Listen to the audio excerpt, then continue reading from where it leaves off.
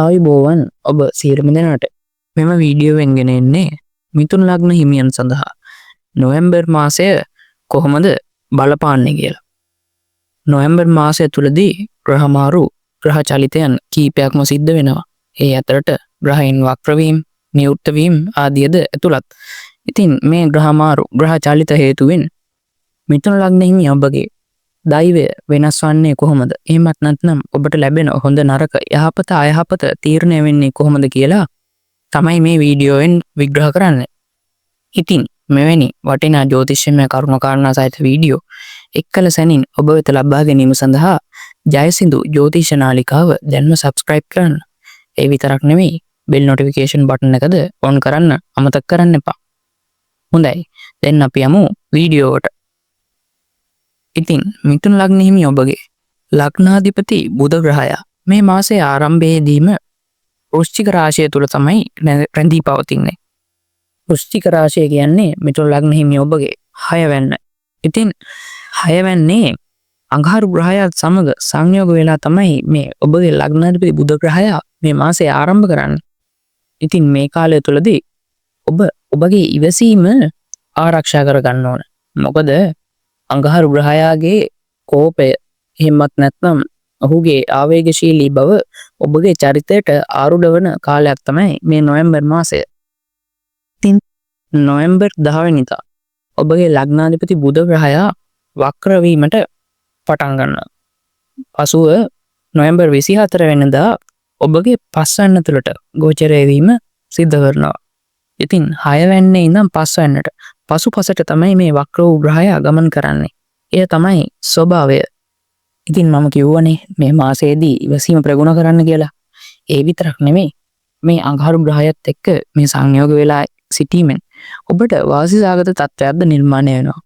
මොකද අඟහරු ග්‍රහයා කියන්නේ කාර්යශූර වේගවත් ග්‍රහයෙක්. ඉතින් මේද ඔබගේ චරිතය තුළට ආරූඪ වීම සිද්ධ වෙනවා.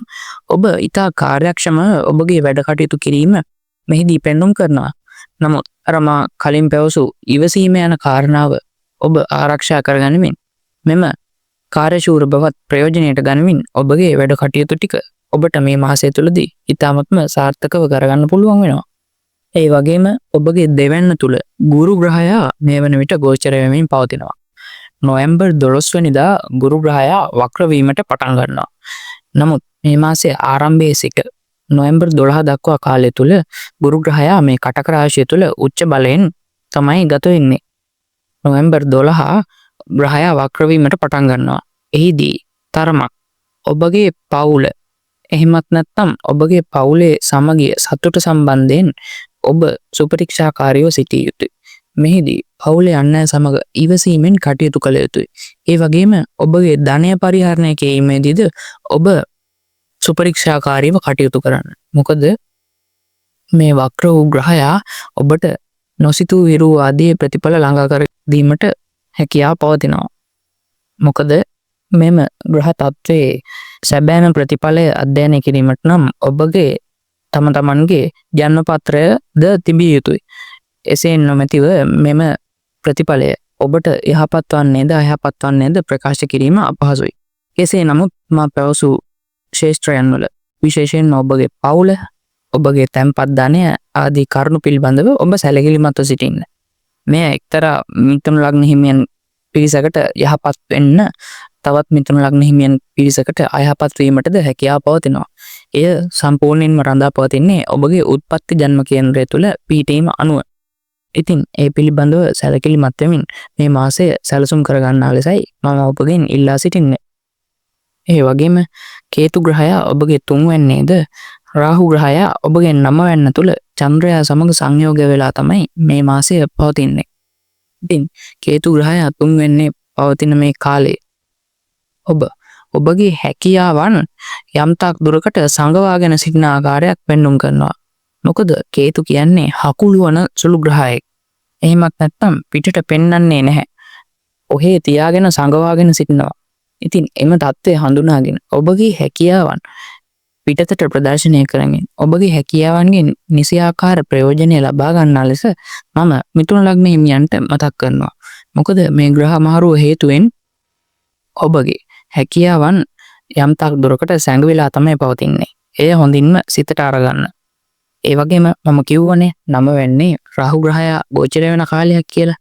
ඉතින් රාහු ග්‍රහයා මේ 9 වෙන්නේ ගෝචර වෙන කාලේ ඔබට දුර බැහැර ගමන් බිමන් යාමට සිද්ධ වෙන කාලයක් වෙන්න පුළුවන්. විශේෂයෙන් පින්දහම් කරන එහෙමත් නැත්නම් වන්දනා ගමන් වල යෙදෙන කාලයක් විය හැකියි. ඉතින් රාහු ග්‍රහයා මේ ලබා දී ඇති අවස්ථාවෙන් ඔබ ප්‍රයෝජන ගන්න. කෙසේ නමුත් ඔබට යාමට අහිතකර ගමන් බිමන් ආදියෙන් වැළකී සිටින ලෙසයි මා ඔබට පවසන්නේ. මොකද රාහු ග්‍රහයා විසින් විවිධ මායාකාරී දේවල් ඔබගේ ජීවිතයට ළඟා කරන්න පුළුවන්.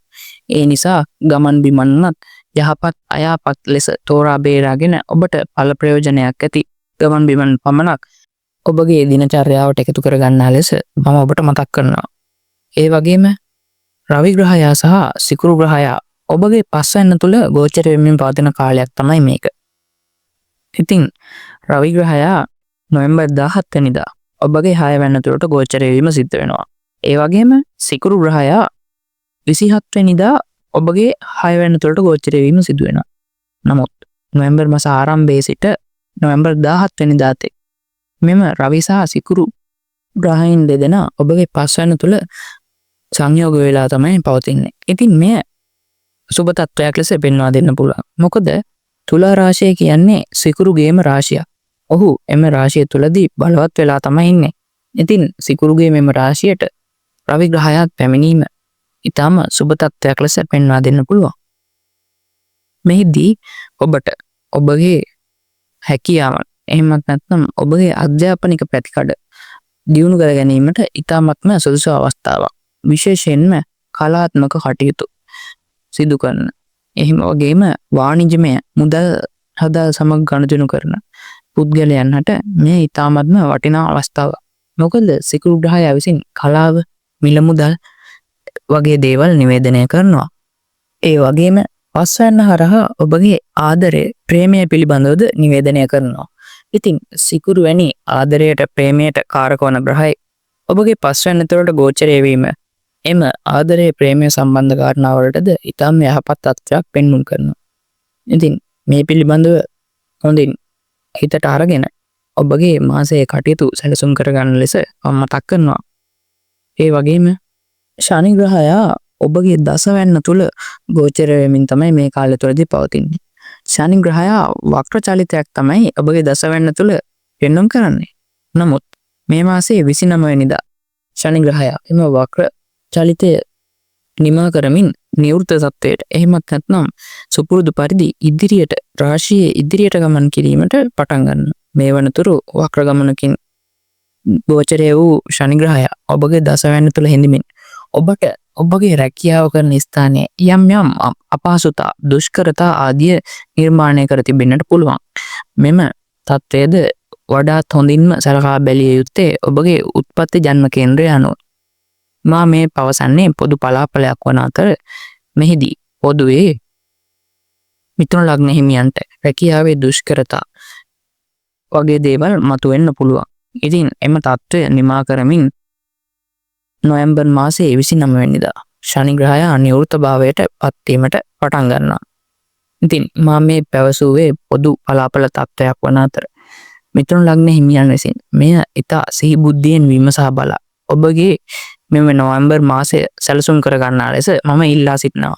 ඒ වගේම ඔබගේ උත්පත්ති ජන්ම කේන්ද්‍රය අනුව සහ ඔබ මේ වන විට ගත කරමින් පවතින මහදසා අන්තර්දසා හේතුවෙන් මෙම තත්ත්වයන් තරමක් දුරට වෙනස් විය හැකි බවද මම ඔබට මතක් කරනවා.